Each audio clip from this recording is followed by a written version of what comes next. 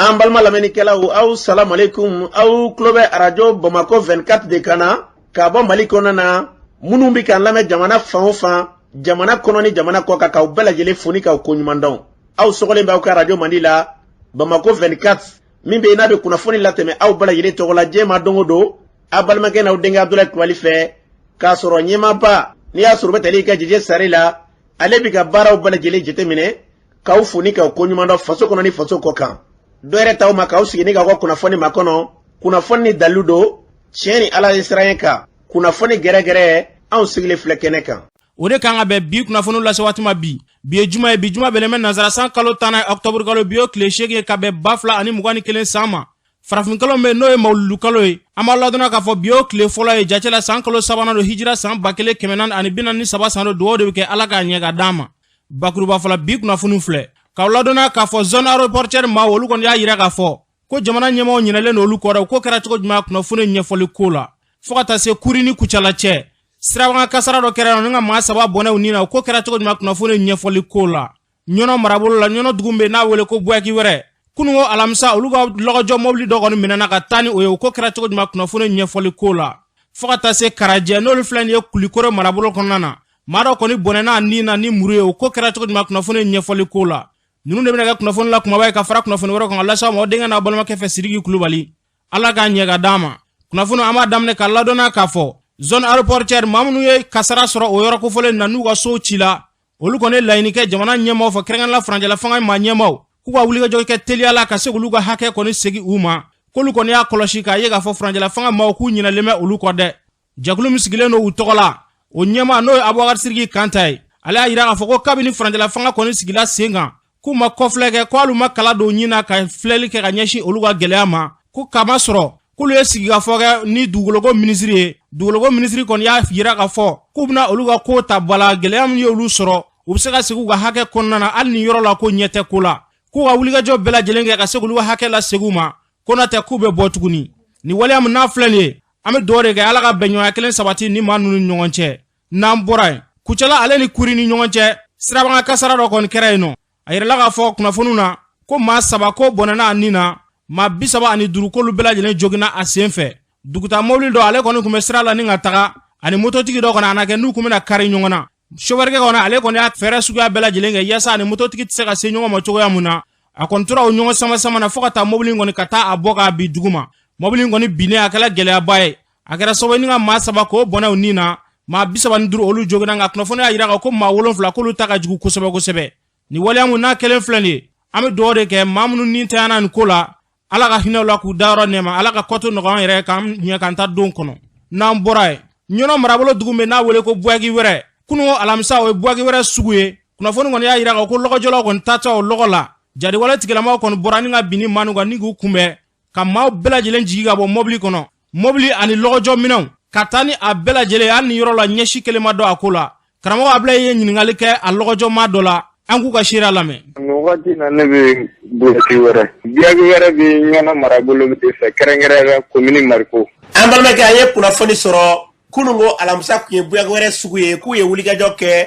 mobili dɔ falen minɛnw na ka a mɔgɔw jigin ka taa ni mobili n'a minɛnw ye k'e yɛrɛ ka minɛnw tun b'a la a ko kɛra cogo di? A kɛra ten yɛrɛ de kunun alamisa 6 heures an bɔra kuruma an bɛ taa Buwaki wɛrɛ sugu jɔ komi ne yɛrɛ ɲɔgɔn an bɛ si ye. O sɔgɔmada fɛ an wulila ko an bɛ taa sugu jɔ la Masarazana ni Buwaki wɛrɛ furancɛla u taara an jɔ yen nɔ k'u kɔni ye chauffeur ka baara kɛ dɔrɔn ko a ka jigi ka bɔ yen an yɛrɛ y'a tila ko contrôle dɔ bɔ kɔfɛ u tilala ka n'a fɔ ko mobili kɔnɔ mɔgɔ bɛɛ ka jigi an jiginnen kɔfɛ an y'a tila k'u bɛ minɛnw de sɛgɛsɛgɛ fo an y'a ye u ye démarrer don mobili la dɔrɔn ka a boli ka taa n'a ye ko an ka segin ka taa so ala y'a ko kɔni y'an kamana gan jamana ye sécurité bi yɔrɔ min na komi n'a fɔ bi tiɲɛni yɛrɛ la waralen don walahi. Maa minnu ye nin kɛw la maa sugu jumɛn tun don aw yɛrɛ ka yeli la? Filalamɔgɔw de don parce que hali u ka bamanankan jɛlen tɛ kosɛbɛ. U ye aw jigin mobili min kɔnɔ ka taa ni mobili ye mobili min ye mobili sugu jumɛn ye? 207 camion de don a chauffeur yɛrɛ maman de ye ɲɔnɔnka bɛɛ kan ka dɔn a ka mobili de don a bɛ sugu jɔ n'a ye u kɔni y'a jigi dɔrɔn mobili falen minɛnw na ka taa n'a ye. U b'a kɛ la waati min na maramafɛn kun b'u bolo wa? O kɔni to yen a kisɛ juru melekelen don fɔ tɔ bɛ fo ko dugu ma maramafɛn ko kɔni to yen marifa b'u yɛrɛ bolo ni filimu tɛ ne ma deli k'a ɲɔgɔn ye nkalon t'i fo ɲɛ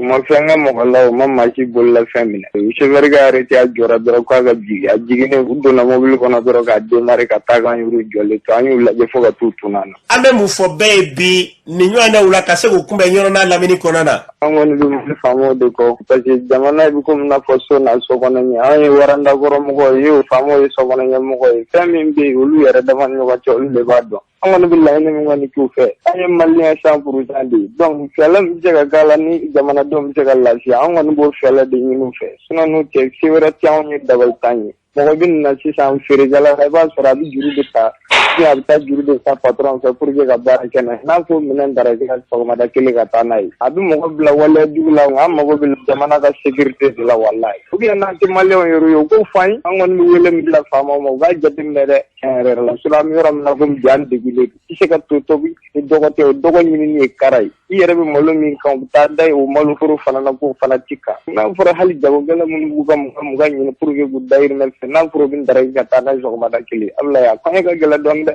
Ni tun bɛ tali kɛ ɲɔnɔ marabolo la buyaki wɛrɛ jagokɛla dɔ ale bolofɛn bɛɛ lajɛlen kɔni taara a ko senfɛ jamana ɲɛmaaw an kɔni bɛ wele bila kuma bɛɛ jamana ɲɛmaaw ka kɔfilɛ kɛ hali n'a sɔrɔ bɛ wuli ka jɔ la ka dɔ fara u ka yaasa ni gɛlɛya min bɛ ka ɲɔnɔ marabolo sɔrɔ kɛrɛnkɛrɛnnen la kɔrɔnfɛla fan bɛɛ lajɛlen fɛɛrɛ ka se ka sɔrɔ la yaasa u bɛ se ka bila u ka hakɛ kɔnɔna na cogo min na ala k'o sabati n'an bɔra ye hali bilen ɲɔnɔ marabolo kɔnɔna na ɲɔnɔ yɔrɔ min bɛ yen n'a wele commune Mariko olu kɔni y'a jira k'a fɔ gɛlɛya caman b'u dala bi dɛ dala dumuni sɔrɔli kɛlɛ bɛ baara ye malo sɛnɛna malo caman ma se ka sɛnɛ malo fitinin min sɛnɛna o tɛ ka se ka taa kan ko kɔnɔw bɛ k'a tiɲɛ foro kɔnɔna na ye an ye ɲininkali kɛ ɲɔnɔnka dɔ la commune Mariko maa dɔ la an k'a ka seereya lamɛn. ko mun gɛlɛya de b'aw kan a ka marabolo la yan nɔ. gɛlɛya min b'an kan an ka mali sɛnɛ de kan an ka baaraw sɛnɛ de fɛ ka mina dɛgɛ feere kana commune Mariko kɔnɔ an bɛ lafiya fiyewu an bɛ taa an di sɛnɛfɔ fiyewu ala ni bɛnkanni wele mɔgɔw fɛ an bɛ avion yɛrɛ ye nka baara min k'an t'a dɔn fiyewu an ma foyi faamu na an di sɛnɛfɔ fiyewu ni faamaw ma wuli k'u jɔ baara in ma ɲɛ dɛ wa mali foro mɛtɛnɛ min fɛnɛ na yɛrɛ kɔnɔ b'u ka mɛtɛri kunbɛn segi kan u ka lajɛ dɛ ɲinɛ baara kɛlɛ dɛ an jigiw ye u ko an jigi fa lakana tigilamɔgɔw kɔni an b'a f'u ye telefɔni na u b'a fɔ ko numéro bɛ ko dima u dima an b'u ye fana an tɛ kunnafoni sɔrɔ ko lakana tigilamɔgɔw ye wuli ka jɔ ta ka ɲɛsin a ka marabolo ma o kuma nin tɛ tiɲɛ ye wa. an yɛrɛ kunnafoni mɛ ko avion ka dɛmɛ munumunu nka an bɛ bombardement mɛ dɛ maa minnu bɛ ka nin gɛlɛya ta ka ɲɛsin a ma a ka sigiyɔrɔ la u bɛ mun kelen de nɔfɛ. aya u bɛ dalu fɔ an ye an bɛ dalu foyi fɔ ko de fɔra k'a fɔ an bɛ ka kɛlɛ kɛ nin sɛbɛn kɔnɔ an bɛ foyi ni sigilen dɔrɔn i b'a ye u bɛ ɲɛri kɛ so dɔrɔn k'u b'i fa gɛlɛya min yɛrɛ b'an fɛ an b'a fɔ jamana sécurité ko wuli k'u dɔ dɛ ni ma wuli k'u dɔ jamana bɛ tiɲɛ dɛ ni ma wuli k'u dɔ jamana bɛ tiɲɛ dɛ. Ni tun bɛ tali kɛ commune Mariko maa dɔ ka seereya la jamana ɲɛmɔgɔw ka wuli ka jɔ kɛ ni commune bɛ ka na an ka jamana kɔnɔna na n'a bɛ ka gili don ka taa diɲɛ don o don ka se ka fɛɛrɛ tigɛ ka se ka nin gili bɔ yaasa an bɛ se ka basigi sɔrɔ an ka jamana kɔnɔna na ala k'o sabati ala k'an ka jamana kolo suma n'an bɔra ye Karajɛ n'ale filɛ nin ye Kulikɔrɔ marabolo kɔnɔna na cɛmisɛnnin sifinnaka dɔ kɔni ale bɔnɛna a nin na ni ka taa fili gudɔrɔnda la dugudenw kɔni bɔra ni k'a jira k'a fɔ ko nin waleya mun n'a kɛlen filɛ nin ye ko somakɛ dɔ de bɛ yen nɔ ko o somakɛ in de ye nin maa in bɔnɛ a nin na ko ka sababuya kɛ ko o somakɛ in ko maa min bɔnɛna nin na k'a ka finiw ka fara a ka moto kan k'o yɛrɛ o somakɛ in ka so kɔnɔna na ko somakɛ in yɛrɛ tɔgɔ ye Kɔkɛ wulikajɔ kɛra faamaw fɛ ni ka somakɛ in minɛ o kɔfɛ u tilala ka somakɛ in bila ka na dugu kɔnɔ ko somakɛ in bɛ ka yala ka waso olu la dugudenw kɔni bɔra k'a jira k'a fɔ ko ni faamaw ma ni maa kelen kɔni minɛ k'olu b'a faa dugu kɔnɔna na dugutigi ani duguden dɔw b'u ka seereya di an k'u lamɛn. sigi ɲɔgɔn ni o y'an balimakɛ ye n'an b'a wele ko Bafin kɔrɔkɛ tun taara jamana kɔnɔ a taalen ma mɛn ko ala gɛrɛgɛrɛ d'a ma a ye jɛgɛta kura de ta k'i bila dɔgɔkɛ sufɛ de u y'a wele ka taa jɛ ɲɔgɔn ka mɔgɔ wɔɔrɔ Kɔkɛ ka n'a tɔgɔ Kɔkɛ yɛrɛ de ye ko a ko ne fila b'a la ne nana ka n'a faga a fagalen hali bi a joli kɛra cogo o ma dɔn joli ma ye joli bɛɛ de ta a fagara ni fini min ye o ma ye muru bɔra Kɔkɛ ka so kɔnɔ ye moto min tun b'a bolo o bɔra o kuma ka fɛn kɛ o bɛɛ kari donc moto in bɔra so kɔnɔ ye faamaw yɛrɛ de y'a ne wele ko ne kana ne nana ka na ɲɔgɔn an ye su lajɛ an ko faamaw k'olu ka baara kɛ k'a su ta ka taa n'a ye k'a n ka muru de k'a kɔnɔ fara fo siɲɛ duuru kɔnɔ farala de donc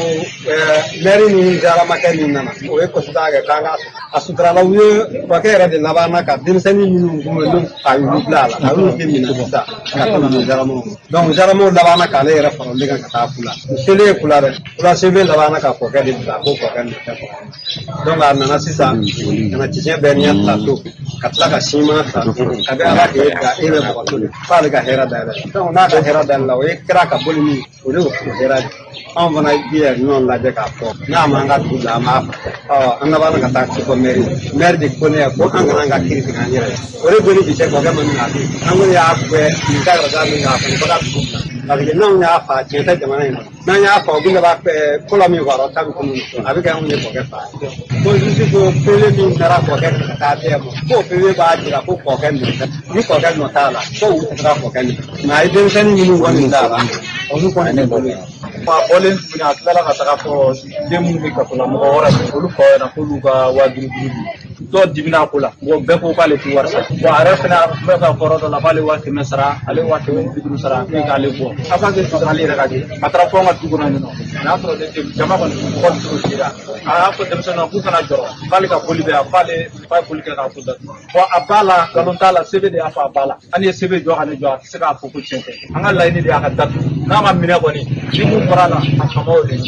nitme talega karaje ka do ga shiralo ya fo tugo muna ferega tiga kasika ni kola ya jinyama jolna yasa obseka basiki soroni jamana konna tugo amuna ala go agilna o sabati nambora bamako sukuba konna na kerengala misiriba krefela la a jagogela do kono wulla ga bugo so kata soro uga mina bela jelen ngon borani gu fili kenema ni gu ga yoro bela jelen karikari ko jagogela do beno na wole bogar samajari kale kono ya yira ga kale contrat soro ni magasin ko fele nuna ale kono manunga mina bela jelen cheka bo ninga ga yoro bela jelen karikari yasa ka pratique da ma nga jagogela wa shele la me Yalki Abdul Qadri ne ka place be yande sokoma jona 7h du matin o yan wele ko nga yoro be ka karikari ango jonde be ka karikari ko bokor samajari be ka karikari o commerçant ko anga immeuble ne ale ka immeuble be nyesle be ni chogodla ama fin foi fo anye yan ninga se amena doni akoka le contrat soro yoro inna donc ango ado ko contrat soro ko aho alhamdulillah e contrat soro papier minna e ga wodi amma ayere ka kala anga ta verification ke yoro min kanga ke yoro mina e ga papier ndiga na ambeta verification ke ko kale te papier di mogosima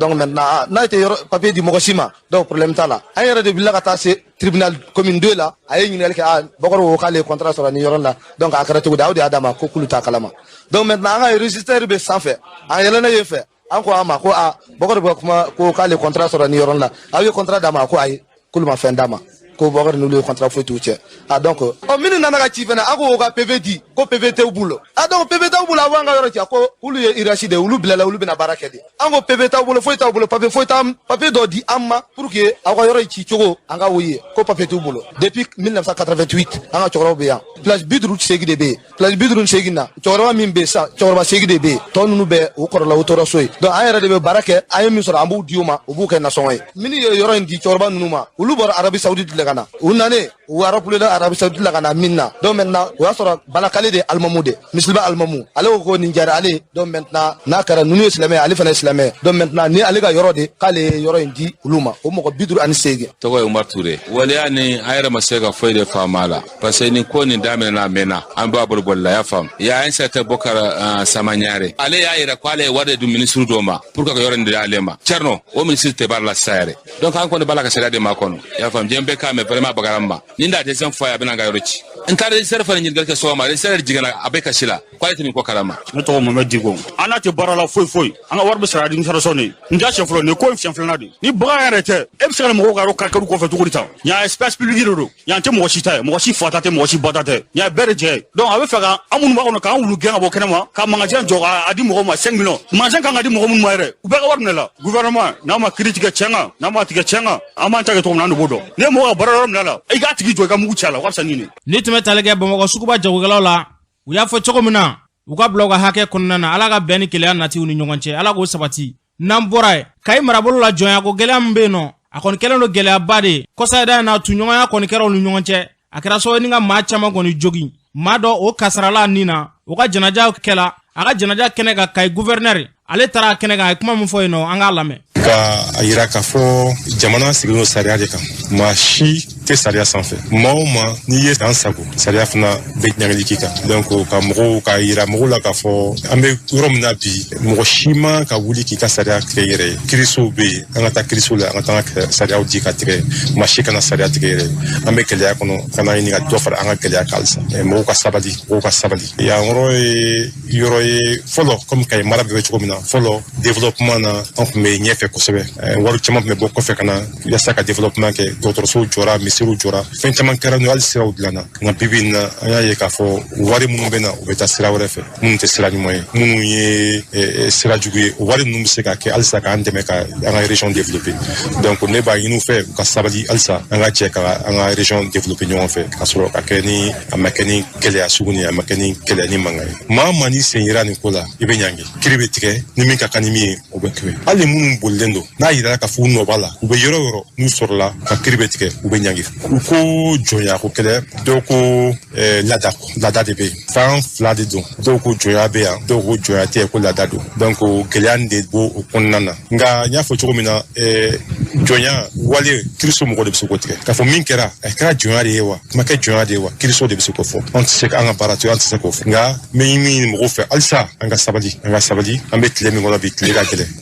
an k'a ɲini k'a nɔgɔya an kana dɔ fara ni tun bɛ tali kɛ Kayi gouverneur la colonel Musa Sumare a y'a fɔ cogo min na bɛɛ lajɛlen k'a lajɛ ji ɲɛma jɔlen na basigi bɛ se ka na ninnu ni ɲɔgɔn cɛ cogo min na ala k'o sabati n'an bɔra ye jadiwale tigilamɔgɔw ka gɛlɛya kama Mopti marabolo la a yirala k'a fɔ ko yɔrɔ caman kɔni kalan tɛ yen nɔ dɛ a ko kɔni kɛra gɛlɛyaba de ye Mopti dugudenw dɔw b'u ka seereya di an k'u lamɛn. Bon ni waati na kɔni an hakilina la kɔni Mali gouvernement o kan ka baara fɔlɔ min kɛ o kan ka yɔrɔ ninnu bɛɛ lajɛlen de sécuriser n'i y'a mɛn administrateur bɛ taa yɔrɔ la o b'a sɔrɔ basigi de bɛ yen ni basigi tɛ yen o la u b'u jija marifa bɛ minnu bolo Congo kɔnɔ k'u kɛlɛ ka sécurité bila yen o la pour que kalanw ni sécurité bɛ se ka kɛ cogo min na n'o tɛ an kɔni ma ɲɛ foyi y'a la fɔlɔ. Ne yɛrɛ ka hakilina ta la an ka faamaw bɛ se ka mun kɛ pour que an ka administration bɛ segin cogo min na il faut que lakana ka sabati yɔrɔ bɛɛ la 5e région fan bɛɛ la lakana ka sabati finitigi ninnu olu de kan ka taa u ka taa lakana sinsin yen nɔ ni lakana sinsira ne hakili la an mago bɛ fɛn o fɛn na o bɛɛ lajɛlen bɛ sɔrɔ n'aw kalanso dɛlɛ don o bɛ sɔrɔ ni dɔgɔtɔrɔso de don o bɛ sɔrɔ ni an ka administration olu bɛ segin cogo min na olu fana bɛɛ bɛ se ka segin ten nɔ mais tant que finitigiw ma taa a ma nɔgɔn dɛ. Administration kan k'a dɔn k'a ko bɔn administré minnu labilala u yɛrɛ ma ten nɔ a man ɲi parce que bi na depuis décentralisation kɛra kalan kɛra yɔrɔ bɛɛ kalan kɛra bɛɛ den dɔ kalannen don ko dɔ la donc mɔgɔw ka confiance ta ka kuma mɔgɔw ka confiance ka impliquer dynamique de paix sociale ni na mɔgɔ si kana bila kɔfɛ an ka essayer ka réseaux sociaux nu éviter kosɛbɛ ka baara kɛ ni fɛnw ye minnu témoignage clairs ye ani kumaw fana ka kɛ dans la justice égalité la transparence la ne fɛ vraiment ça doit être la meilleure situation pour que baara bɛ se ka kɛ a ɲɛma. Ni tun bɛ tali kɛ Mopti duguden dɔw ka seereya la ala k'an ka jamana kolo suma n'an bɔra ye Mouvement populaire démocratique olu ka secrétaire général ale y'a yira k'a fɔ ko Ursula nali ko an ka jamana kɔnɔna na ko Umar Margo k'ale ye kuma dɔ fɔ ka tɛmɛ Faransi nani ko la ko ka kɔn Faransi nali ɲɛ an ka jamana kɔnɔna na ko Umar Margo ye kuma dɔ fɔ ko o kuma nana jɔ bi k'ale ma fɔ ko Ursula kana na dɛ ko nka k'an ka jɔ an yɛrɛ kolo la an ka wulikajɔ kɛ an yɛrɛ ye fɔlɔ ko yani Ursula ka na n'o kɛra ko min fɔra ka tɛmɛ ko tɛna n'anw sɔrɔ yaasa ka période d'a ma Maimuna Kulubali an k'a lamɛn. Russie nali Mali kɔnɔ ko ɲuman de don mais Umar Mariko y'a faga kuma la ko Maliyɛnw ɲani an ka giri ko Faransi kana Russie kana an ka kɛ an yɛrɛ ye fɔlɔ possibilité sugu bɛ Mali bolo bi ka se ka armée nationale ɲɛnama dilan ka arme ɲɛnama di a ka armée ma jɔn de t'a kalama Mali kɔnɔ yan nafolo min bɛ bɔ an ka dugukolo jukɔrɔ nafolo min bɛ Mali kɔnɔ yan o bɛ se ka an permettre ka fɛn bɛɛ lajɛlen sɔrɔ an yɛrɛ ye ka sɔrɔ an ma gulon mɔgɔ wɛrɛ la mais mun kɔfɛ a tɛ ka sɔrɔ an kana taa ɲini yɔrɔ janba ye depuis dugumana na an ka problème lajɛ ka yɛlɛ sanfɛ n'a kɛra tentɔ solution bɛ sɔrɔ a la ni Russie nana ko ɲuman de don an yɛrɛ bɛɛ k'ala deli de Russie kana Mali dɛmɛ mais hali ni Russie nana bi en tant que Maliyɛnw ma k'u yɛrɛ en tant que Maliyɛnw ma faamuya k'a fɔ ko Russie o Faransi o jamana fɛn fɛn bɛ diɲɛ kɔnɔ n'a bɛ fɔ ma ko jamanabaw don u ni mɔgɔ tɛ jɛ ten o b'a yira k'a fɔ hali ni Russie fana nana en tant que anw Maliyɛn denw anw ma dan yɛrɛ la ka sɔn an yɛrɛ ye ka ko dɔn ten dɔgɔyali tɛ dɛ kuma n'a tɛmɛsira don ka ko dɔn ni ko ka ko dɔn tɔgɔ jumɛn na k'a dɔn k'a fɔ ko diɲɛ kɔnɔ fɛn dɔw de bɛ ɲɔgɔn na o ye jumɛn ye tagabolo aw kɛra cogo cogo aw kɛra jamana ye cogo cogo ani mɔgɔ wɛrɛw ye partenariat signé cogo cogo a bila i kunna o tɛna na i ka jamana kɔnɔ ten ka segin ten est ce que ni aw ma kɛ an yɛrɛ ka ko dɔn faamuya sini an bɛ ni gɛlɛya min na bi Faransiko gɛlɛya mun b'a yira na ko sini an tɛna bila an ni Russie fana ka gɛlɛya kɔnɔ o cogoya kelen na donc minnu bɛ kuma la ko Umar Mariko ka bɔ ka kuma Umar Mariko ka bɔ ka kuma Umar kumana a ka discours kɔrɔw bɛ yen mais problème ne tɛ ta sanfɛ ka jigin duguma i b'a ta duguma de ka yɛlɛ sanfɛ a ye kuma minnu fɔ a ye min fɔ 2012 k'a fɔ ko Faransi kana na u ka t'o kuma kɔrɔw lajɛ a y'a fɔ ka da kun jumɛn kan sinon mɔgɔ si tɛ se k'a fɔ ko Umar Mariko bɛ Russie contre la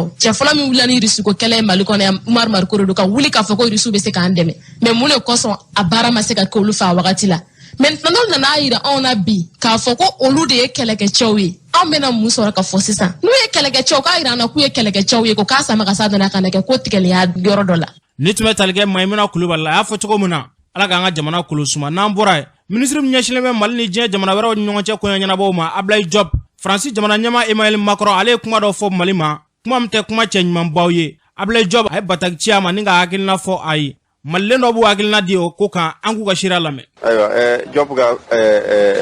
ani ambassade a ye Faransi ambassade wele k'a ka fɛla fɔ bon an b'a fɔ cogo min na diplomatiquement a bɛ ten de o ni problème donna e ni ka jamana cɛ ni ka ambassade bɛ yen jaga i bɛ wele parce que e ma ye dɔ yɛrɛ ko a mɛnna mɔgɔ bɛ ka critiquer ko munna Ablaye Diop ma ambassade rappelé a kɔni y'a ka baara de kɛ. Ablaye Diop ka message in communiqué in bon ma ko gɛlɛn y'a la quoi a ko Faransi ka a kɛ cogo dɔ a ka tɛmɛ cogo dɔ de toute façon Mali jamana ye jamana min don souverain ko mun ka d'a ye a b'o kɛ partenaire mun ka d'a ye a b'o choisi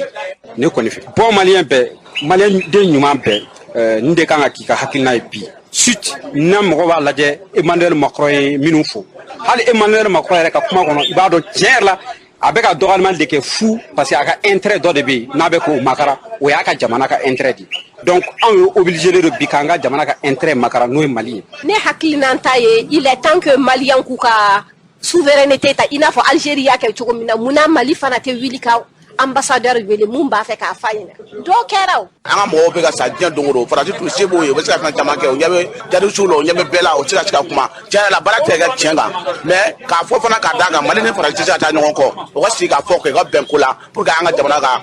basigi o de ne hakilina ye. Ni tun bɛ tali kɛ Maliden dɔw ka siraw y'a fɔ cogo min na an ka bɛn ko la yaasa an ka jamana bɛ se ka basigi ala k'an ka jamana kolo suma n'an bɔra ye arabadenw ko kuma kɔni kun cayalen bɛ Kati blindé dɔw kun jɔlen bɛ yen nɔ ko Faransi blindé dɔw kun jɔlen bɛ Kati kan da la a kuma kɔni kun cayalen bɛ nka kunnafoni y'a jira k'a fɔ ko kɔfɛ ko blindé ninnu kɔni k'u nana fɛɛrɛ kɛ ka se k'u ta ka bɔ kan da la Kati sifinnakaw bɔlen tun don u ye kuma minnu fɔ an k'u ka siraw lamɛn. A tɛ fɛn k'u se an ka dugu kɔnɔ la ville garnison de Kati. N'a y'a fɛn o fɛn ka mobili ye yan nɔ tuguni Kati jeunesse ko k'an b'a jeni wa an b'a jeni fɛnɛ. Ka t'a la.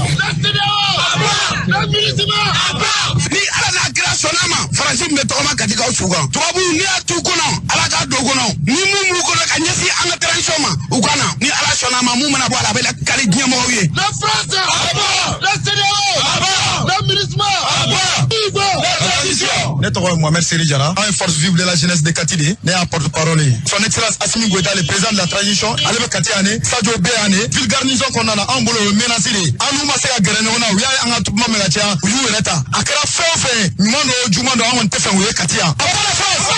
pas le paralysme k'a fɔ maliyɛn bɛɛ lajɛlen u bɛɛ lajɛlen k'u hakili sigi aw Katikaw bɔlen don an tɛ da an tɛ ɲinɛ n'u nana waati o waati hali n'u nana 4 heures du matin an bɛ bɔ an b'u labɔ Kati kɔnɔna na transition a bɛ yɛrɛ su de Mali kura a bɛ jɔ de. an ye fasasi an bɛ wele o la an bɛ ka taa wa aw ma laga ni yan nɔ bon ne ma se ka foyi de faamu a la wa. Mali ko bɛɛ ni ka ban ka sababu kɛ réseaux sociaux ye e bolo n'i ye nin ko in kelen k'an place sɔrɔ réseaux sociaux de y'a kɛ hali waati minnu na mouvement minnu bɛ kɛ i n'a fɔ fanga yɛlɛma waatiw ni fɛnw na bɛɛ bɛ kule Kati mun de bɛ yen mun de bɛ yen i b'a sɔrɔ an Katikaw yɛrɛ bɛ yan nɔ an t'a dɔn fɛn min yɛrɛ bɛ ka kɛ yɛrɛ parce que foyi tɛ an yɛrɛ bolo ne yɛrɛ tɛmɛna mobili in jɔlen na mais ne m'a kɛ effet k'a la parce que ne b'a dɔn k'a fɔ an degelen don ni ɲɔgɔnna baden na yan nɔ komi tubabuw de tun bɛ mobili in kɔnɔ a bɛ se ka kɛ dɔ bɛ panne na o temps kɔnɔna la mɔgɔw tɛmɛtɔw y'a ye dɔrɔn u y'a kɛ ni ko wɛrɛw ni fɛn kuma bɛɛ olu ka mobiliw i b'a sɔrɔ u ka armements ni fɛnw b'a sanfɛlaw ni fɛnw na lakalita jugu olu de ye ampleur de ko la c'est la mauvaise utilisation des réseaux sociaux ni tubabu kelen ninnu minnu bɛ mobili minnu filɛ nin ninnu bɛ don kan kɔnɔ kuma bɛɛ ka bɔ tu ka formation na u bɛ tu ka fɛnw kɛ ka tɛmɛ u bɛ tɛmɛ kan yɛrɛ de fɛ nin non événement de mais il est temps quand même que an ka réseaux sociaux an ka utiliser cogo ɲɛ dɔn olu bɛ ka min penser u ka bɔn hakili ma surasiw an minnu bɛ ko bɛ kɛ ɲɔgɔn fɛ u ka bɔn an yɛrɛ hakili ma.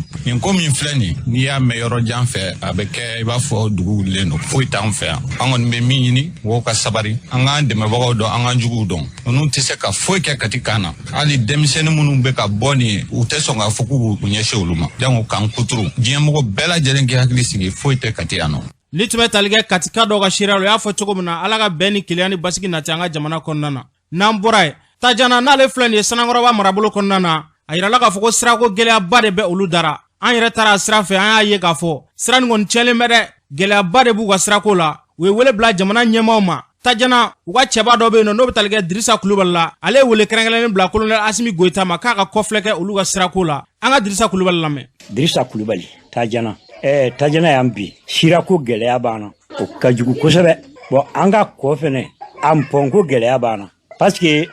jama tɛmɛ sira don ko bɛ fa kuma dɔw la dɔw bɛ tile kɔ fan na fan si tɛ se ka tɛmɛ bon o la tiɲɛ na o pɔn mana se ka baara o kɛ di an ye diɲɛra gɛlɛya tɛ ban nka gɛlɛyaba min ye ka fɔ an bɛ hami min na bi o ye o fila ye bi kɔni n'o kɛra tiɲɛ na o kɛ d'an ye. Kɔ in delila ka kasara lase mɔgɔ dɔ ma. Kɔ in delila ka kasara lase mɔgɔ ma hali ɲina kɔ in ye mobili dɔ ni a kɔnɔmɔgɔw ta semiya in na ka o bɛɛ ta ka taa n'u ye bon ala kɔni kɛra a la mɔgɔw yɛrɛ ye u kunbɛn mobili nana coro dingɛ dɔ kɔnɔ kɔfɛ mɔgɔw nana u kunbɛn ka mobili vitiri yɛlɛ ka mɔgɔw labɔ juru la k'u sama k'u labɔ mobili yɛrɛ ye min kɛ kɔ kɔnɔ yen nɔ a bɛ sɔmɛni kelen bɔ a tɛ se ka bɔ f'u taara girin ta Bamakɔ ka na mobili nin sama k'a labɔ tiɲɛ na gɛlɛya bɛ an ka kɔko in na kosɛbɛ gɛlɛya yɛrɛ b'a la. Tajana bɛ dugu jumɛn fɛ Mali kɔnɔ? Tajana bɛ Sanankɔrɔba de fɛ an ka komini ye Sanankɔrɔba ye tiɲɛ ni ala kɛ kan an nɔ ko bɛɛ kɛ mpɔnko in na an bɛ kun ka mɔgɔw ɲini a la ko kana dilan a mɔgɔ tɛ sɔrɔ bon anu fanga tɛ dugumɔgɔ la i m'a ye ale a fara an na denmisɛnw yɛrɛ ye fara dɔw doni k'o dada dingɛw kɔnɔ bon jama min bɛ tɛmɛ sira nin fɛ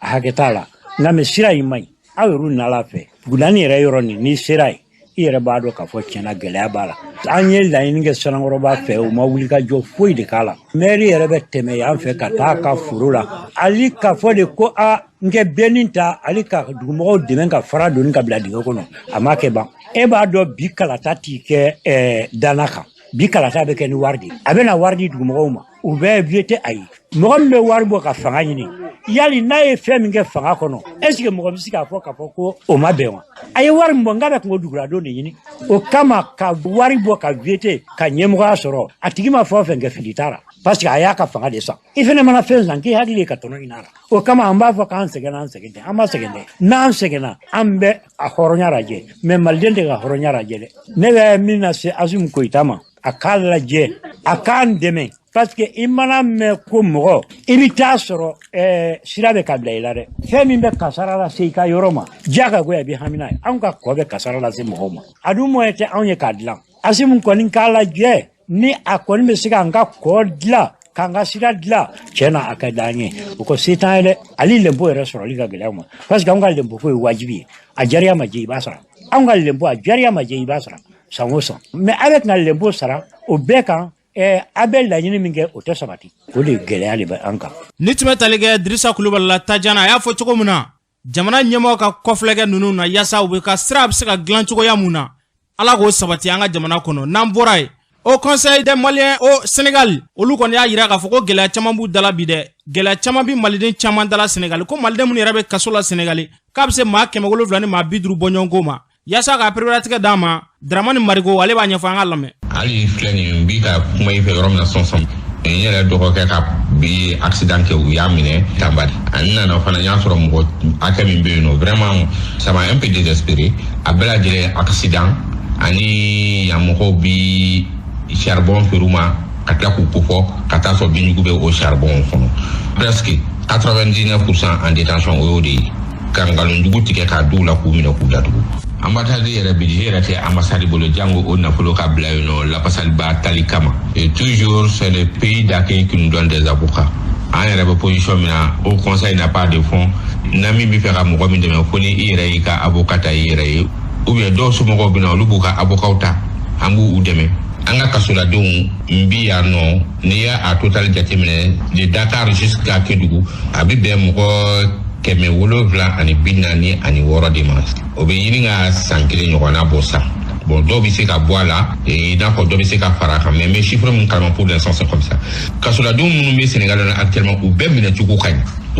ka ɲi yan kasoladenw dumuni ko t'u la mais n'i bɛ i faso kɔnɔ o de nafa ka bon an kɔni tun ka laɲini ye min ye minnu juge la u k'a to u bɛ se ka taa u ka faso la cogo min na ka t'u ka kaso kɛ yen nɔ. Ni tun bɛ tali kɛ Dramani Marigo la Sénégal a y'a fɔ cogo min na kɔfilɛkɛ k'u la yaasa u bɛ se ka lafiya u ka sigi la cogoya mun na n'an bɔra yen an ka seko ni dɔnko tigilamɔgɔ min bɛ yen nɔ Yusufu Traoré n'a bɛɛ b'a wele Talibi ale kɔni ye centre dɔ dayɛlɛ centre in kɔnɔ a y'a jira k'a fɔ k'a bɛna sifinnakaw former arapu yɛrɛ la arabu yɛrɛ a bɛ se ka nafa sɔrɔ cogo min na an ka jamana kɔnɔna na an ka Talibi lamɛn. Misigi baara kalanyɔrɔ de parce que misigi arabu ye misigi min ye Mali la a tun ma jate Mali culture kɔnɔna na alors que n'i y'a ta k'a jateminɛ 90% des jeunes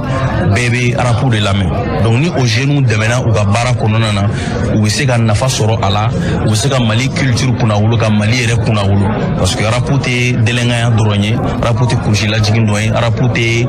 kumalangolo dɔrɔn ye nafa bɛ arabu fana la a bɛ conseil di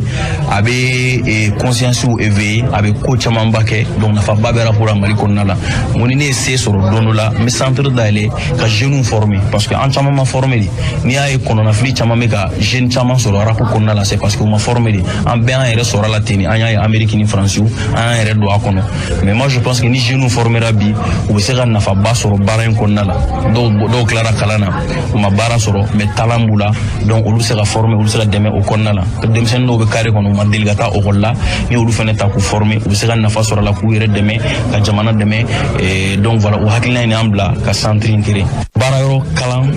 salle belebeleba bɛ yen minnu bɛ fɛ k'u dege dɔnkilida la minnu bɛ fɛ k'u dege fɔli sen na minnu bɛ fɛ k'u dege dɔn na o yɔrɔ bɛ yen minnu bɛ fɛ ka biti dilan dege minnu bɛ fɛ ka photota dege minnu bɛ fɛ ka video dege minnu bɛ fɛ ka communication dege en fait baara o baara bɛ seko ni dɔnko yira denmisɛnninw ta fan fɛ an b'a fɔ o ma art urbaine o baara bɛɛ de bɛ kalan yan yɔrɔ in kɔnɔna na. Ni tun bɛ talikɛ Yusufu Tarawele ni bɛɛ lajɛlen b'a wele ko Talibi a y'a fɔ cogo min na ala ka nin hakilina in sabati an ka jamana kɔnɔna na n'an bɔra ye ADISEF ale ye kalanyɔrɔ min n'a bɛ kalan kɛ lakɔli karamɔgɔw kunna olu kɔni ye kalan belebele kɛ lakɔli karamɔgɔlakaw kunna a kɛnɛ kan Umu Danbele ɲininkali kɛ ADISEF ɲɛmaaba la Akilas Konate ale b'a ɲɛfɔ an ka lamɛn. Ne tɔgɔ Akilas Konate. Formation ye mɔgɔ minnu bɛ fɛ ka matériel ɲini monitrice b'o la premier cycle mɔgɔ b'o la second cycle mɔgɔ b'o la sisan an banna min na sisan second cycle anglais mɔgɔ 3 tun bɛ la o ni français mɔgɔ 2 o tuma an b'olu de former pour ka se ka baara sɔrɔ matériel kɔnɔna na donc je crois que an bɛ baara min na a bɛ chômage des jeunes dɔgɔya mɔgɔ minnu ye diplôme sɔrɔ ni mɔgɔ minnu sigilen don k'u ka kalan danna sira la a bɛ kɛ sababu ye olu ka baara sɔrɔ enseignement na donc yani mɔgɔw ka taa don enseignement na ka sɔrɔ u t'a ɲɛdɔn donc a ka ɲi vraiment u ka former enseignant bɛ pour di cogo min na o ni enseignant jugu kan ka kɛ cogo min na donc an b'o o formation ninnu de kɛ formation bɛ kɛ théorique i n'a fɔ an bɛ dɔw ɲɛfɔ mais an bɛ tila ka u yɛrɛ bila baara la donc ADISEF ka formation basélen don donc formation fɔlɔ mana kɛ kɔfɛ an bɛ u la passer u bɛ baara kɛ par groupe kɔfɛ bɛɛ kelen-kelen bɛ fichiw kɛ ka n'u présenter donc an bɛ baara kɛ ten an kɔni ye u lajɛ min na a kelen-kelenna bɛɛ bɛ se ka classe ta ka se ka kalan di denmisɛnninw ma a cogo bɛnnen na jeunes kan bɛ jeunes ma denmisɛnninw n b'a a ɲini aw fɛ n'aw ye kalan kɛ ka se hakɛ dɔ la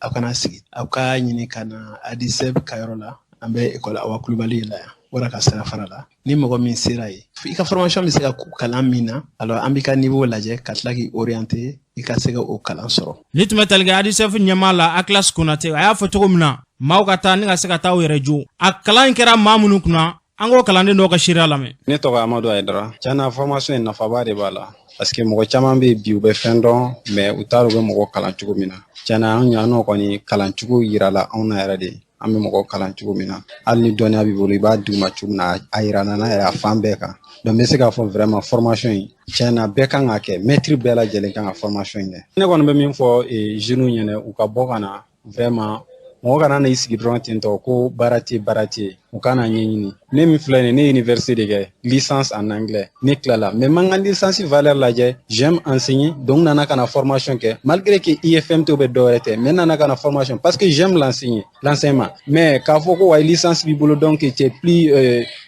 tu dois avoir plus que de domaines que toi donc k'i kan ka domaine i kan ka fɛn ɲɛnama wɛrɛ sɔrɔ min tɛ nin n'o tɛ ni baara ka di na ɲɛɲini ou bien k'a fɔ licence b'i bolo k'i bɛ taa mɔgɔw kalan o tɛ voilà baara ɲɛɲini fɔlɔ ani ka dɔ la donc u ka wuli vraiment u ka kow ɲɛɲini yan'u ka don a la. Tɔgɔ ye madame Bagayogo Abibatu Bagayogo anw nana formation na monsieur Akilas Konate fɛ yan formation in fusayara anw ma parce que anw ɲɛna i bɛ taa denmisɛnninw kalan ten dɔrɔn mun ka di ye k'o f'u ɲɛna o tɛ an ye formation faamuya an ye diplôme b'an bolo an sigilen don so ala ko tiɲɛ an bɔ so sigi la n'ala sɔnna ma an yɛrɛ tɛ sigi diplôme dira ma o t'an tilalen an yɛrɛ bɛna wuli k'a ɲɛɲini pour que an yɛrɛ ka faamuyali caman sɔrɔ hali bi. Madame Kone Bintu Tarawele ne nana formation kɛ Awa Kulibali la monitrice formation donc an nana formation kɛ an ye faamuya sɔrɔ monitirisi kɔnɔna na quoi ja monitirisiya tɛ ten ka taa bila denmisɛnninw kunna ten k'i b'u kalan ten f'i ka kalan de kɛ ka a différencew dɔn wa denmisɛnninw bɛ accueillir cogo min na ni denmisɛnninw bɛ ladon cogo min na k'olu formation kɛ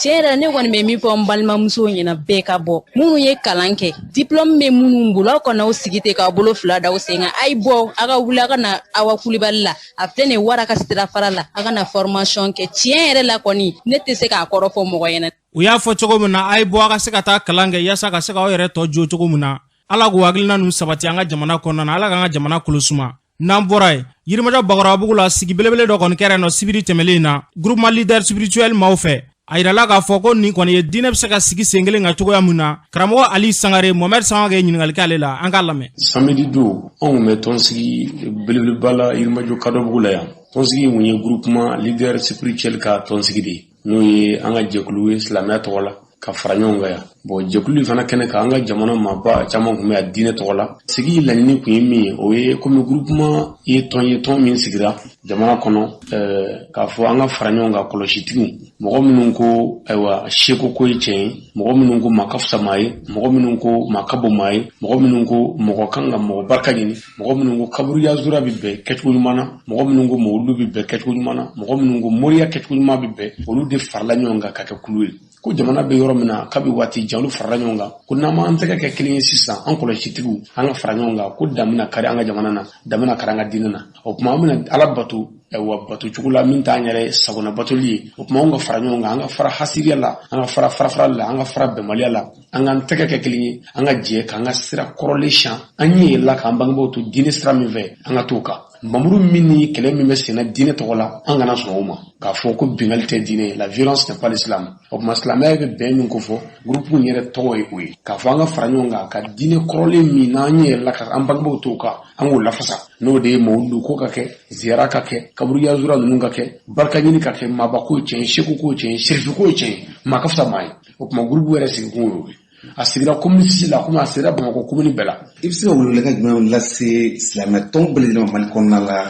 ka kɛ ne hakilila ye. Alhamdulillah Samake n bɛ welewelekan min ɲɛsin tɔn bɛɛ ma o ye an ka fara ɲɔgɔn kan kuranɛ yɛrɛ b'a fɔ an ka fara ɲɔgɔn kan wa'tasimu bihablillah jami'an wala tafarraqu farafarali tɛ diinɛ ye quoi mais an bɛ farali fɛn o fɛn ye diinɛ na Samake Ala ko tɛ c'est à dire Ala ye kelen ye bɛɛ jɛnna n'o ye Ala kira ye Muhamadu ye an bɛɛ sɔnn'o ma kuranɛ y'an ka dalilu ye an bɛɛ sɔnn'o ma an bɛɛ bɛ ɲɛsin alikaba ma bɛɛ jɛnna n'o ye mais farafarali kun ye mun ye bilen komisɛni na an b'a ye dɔrɔn k'a fɔ o nafa sɔrɔ sira ye ani tɔgɔ ɲini dɔrɔn ni jama ɲini dɔrɔn ye sinon diinɛ pied ba la diinɛtigi bɛɛ kan ka ɲɔgɔn minɛ ye ne ka weledakan ye min an ka sabali an ka ɲɔgɔn sen bila parce que ni e ne sen minɛ e tɛ taa bilen ne tɛ taa bilen o ye taali jɔlen de ye mais n'an ɲɔgɔn tɛgɛ minɛ an bɛ se ka taa ni ɲɔgɔn ye. Ni tun bɛ tali kɛ karamɔgɔ Ali Sangare la a y'a fɔ cogo min na an ka ɲɔgɔn sen bila an ka ɲɔgɔn bolo minɛ yaasa an ka jamana bɛ se ka taa ɲɛ cogo min na Ala k'o hakilina ninnu sabati k'an ka jamana kolosuma n'an bɔra an bɛ taa jamana kɔkan na Juratɛ Jakite mun b'e bolo. Siriki an bɛ taa Burkina Faso lundi tɛmɛlen sɔgɔma nɛgɛ kanɲɛ 5 wagati Burkina sɔrɔdasi minnu bɛ Yirigu Barça Logo commune na Burkina camancɛ marabolo n'a kɔrɔyanfan cɛ jatigɛwalekɛla dɔw ye jatigɛwale ta k'olu sɛgɛrɛ o senfɛ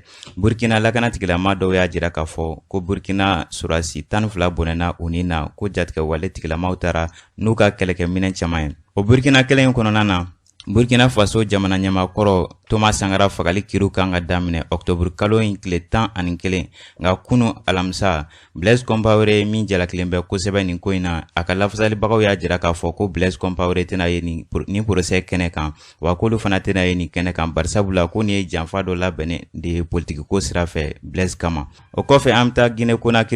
Guinée Conakry fanga furancɛ fanga ɲɛma lieutenant colonel Mamadi Doumbia a ye Mohamed Beavogi de suganti arabadon ka kɛ Guinée Conakry premier ministre ye. Mohamed Beavogi ye diɲɛ selege 4 jamanaw ka tɔn min bɛ wele ko Nations Unies o secrétaire général kɔrɔ don a si bɛ san 68 na. O kɔfɛ an bɛ taa Tchadienw ka Conseil national de transition CNT o sigira sen kan mardi tɛmɛlen mɔgɔ 93 de sugantira dɔgɔkun tɛmɛlen Tchad jamana ɲɛma Mahamat Idriss Déby Itno fɛ minnu bɛna wasadenya baaraw kɛ CNT kɔnɔ. Tchad wasablon kɔrɔ ɲɛma Harun Kabadi de sugantira ka kɛ CNT président ye. U ka installation officielle kɛra mardi tɛmɛlen Tchad Assemblée nationale kɔnɔ. An bɛ laban ni ka taa Libi. dɔgɔkun tɛmɛlen loni ka sɛgɛsɛgɛlikɛlaw y'a jira k'a fɔ ko san 5 tɛmɛlen kɔnɔ ko jatigɛ wale kɛra sababu ye ka adamadenya jo sariyaw sɔsɔ libiyanw fɛ ko marifa tara ka di denmisɛnninw ma k'u bila kɛlɛ la ko kɛlɛkɛ pankuru ye du caman si la tunu ko dɔgɔtɔrɔso caman tiɲɛna walasa banabagatɔw kana se ka furakɛ ko mɔgɔ caman fagara libiyanw fɛ ani ko walejugu caman kɛra libi karamɔgɔ siriki an ye mun sɔrɔ kɔkan kunnafoni na ni tun y'o dɔ ye. Julacɛ Jakite y'a fɔ cogo min na fɛn fɛn Mali ni diɲɛ jamana bɛɛ lajɛlen Ala ka basigi nati